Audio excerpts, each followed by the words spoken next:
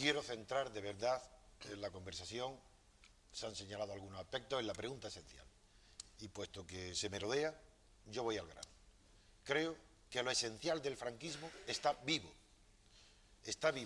en el propio régimen de esta monarquía y en el pensamiento de la clase dirigente y en la actuación de la clase dirigente. Y voy a demostrarlo. ¿Por qué? Y en concreto.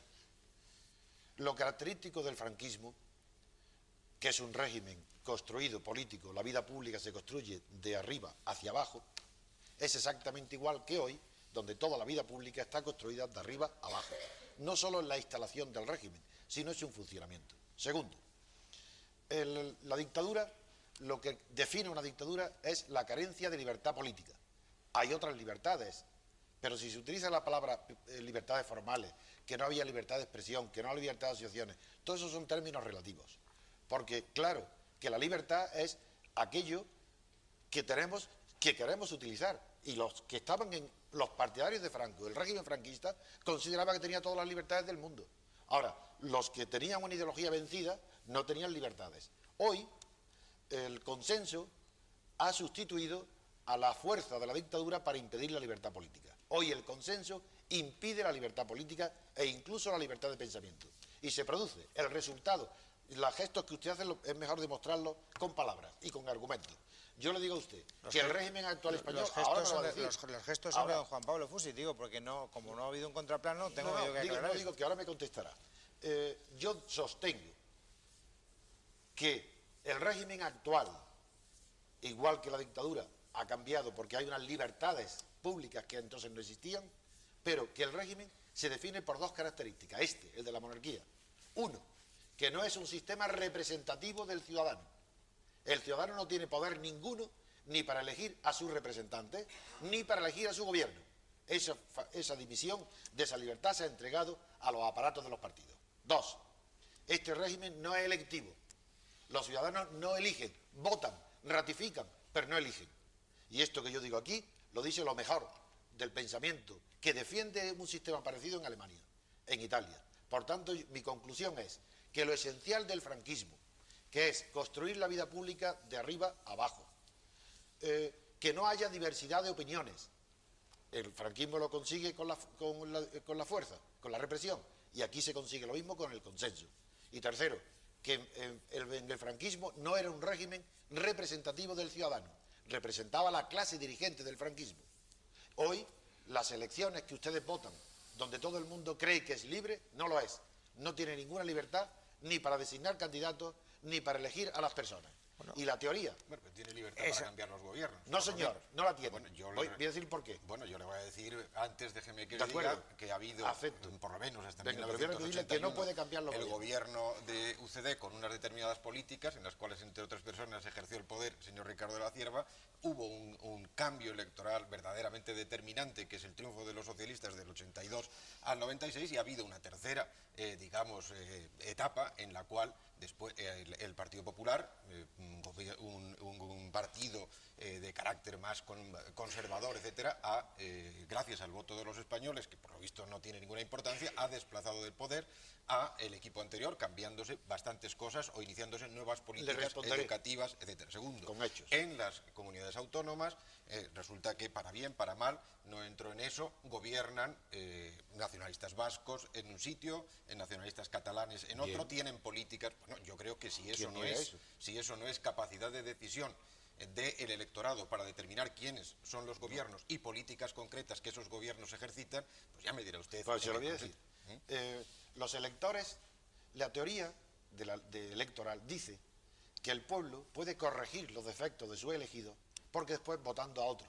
Y usted sigue diciendo implícitamente, está basado en lo mismo, que el pueblo puede, si el PSOE no le ha gustado su actuación o UCD, vota a otro. Y cree que con eso el pueblo tiene una libertad. En primer lugar, eso es verdad en la teoría liberal. Eso es verdad si el sistema español de elecciones fuera representativo del elector. Si hubiera sistema mayoritario, si fuera una persona que se presenta de diputado a representante por Cádiz o por una circunscripción pequeña, claro que si se porta mal puede ser cambiado. Pero cuando es un partido, cuando son sistemas de listas, eso es imposible, porque el español no tiene medio de suprimir a un partido. El Partido Socialista ha hecho las barbaridades que ha hecho y tiene 9 millones de votos. ¿Por qué? ¿Hay que concluir con eso que los 9 millones de votos son 9 millones partidarios de la corrupción? No, porque no pueden hacer otra cosa. No, pero Y por eso no son libres. Y no quisiera monopolizar el debate, que lo que usted está diciendo es que si es necesario, usted prefiere otro tipo de leyes electorales, otro tipo de representatividad, listas abiertas, yo podría... No, listas abiertas nada. Las listas abiertas son tan antidemocráticas como las cerradas. Digamos que usted puede criticar elementos que configuran el actual sistema de partidos políticos en España. Me parece muy bien. Eso no significa que el pueblo español no tenga capacidad de decidir cambios importantes y sustanciales de gobierno. No lo tiene. Son dos cosas Esa distintas. capacidad la tienen los aparatos de los partidos. Ellos se limitan a ratificar. Un elemento para complejificar el problema.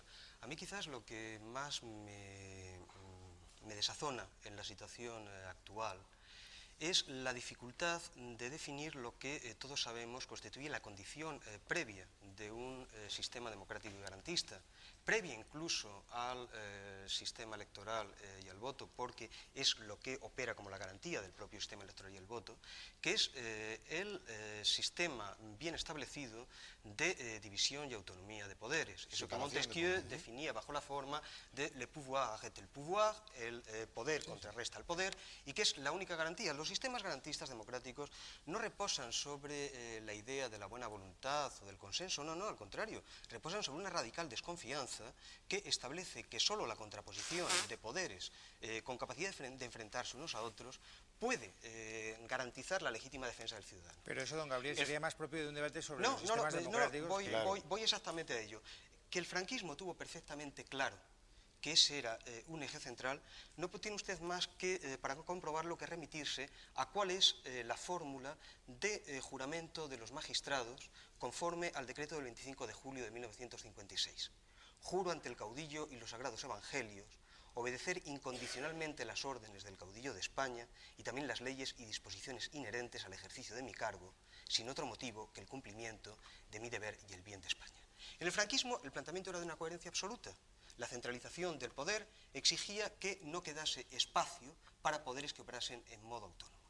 Lo que a mí me produce una alarma extrema es eso que sucede en el momento en el que, mediante la elaboración de la ley orgánica del Poder Judicial en los primeros años de gobierno felipista, lo que se efectúa es precisamente una estructuración en función de la cual los órganos del Poder Judicial son designados por el Poder Legislativo, el cual, a su vez, dados los reglamentos internos de funcionamiento, es prácticamente nada más que el brazo ejecutor del Ejecutivo. ¿Qué queda de la división de poderes? ¿Está usted de acuerdo entonces con la tesis de don Antonio García Trevijano? ¿Qué queda? Yo estoy de acuerdo también con ese análisis. Estoy tratando de complejificar. ¿Y lo puede razonar? Queda minuto y medio. Última intervención antes de la publicidad. Muy brevemente. En este momento tenemos no solo separación de poderes, sino fusión de poderes. La fusión del Poder Ejecutivo, del Poder Legislativo y del Poder Judicial. ¿Por qué? A eso es a lo que me diría yo que el felipismo es en algún modo la fase superior del franquismo, es decir, el modo en el cual el franquismo se dota de un sistema discursivo legitimista, porque la ley orgánica del Poder Judicial es la quintesencia del felipismo. Bien. El Poder Judicial está sometido al Consejo General del Poder Judicial, que está elegido por los partidos, es decir, por la cúpula de los partidos, o sea que la cúpula del partido controla el funcionamiento del Poder Judicial. Pero controla también el funcionamiento del Poder Legislativo. Primero, porque es el que presenta los proyectos de ley, y segundo, porque la mayor parte de los diputados miran hacia atrás para que les digan cómo tienen que votar. Lo decide el representante de la cúpula del Poder Ejecutivo. O sea que el Gobierno asume el Poder Ejecutivo como Gobierno, el Poder Legislativo por el control de la mayoría y el Poder Judicial por el control del Consejo General del Poder Judicial. Ahora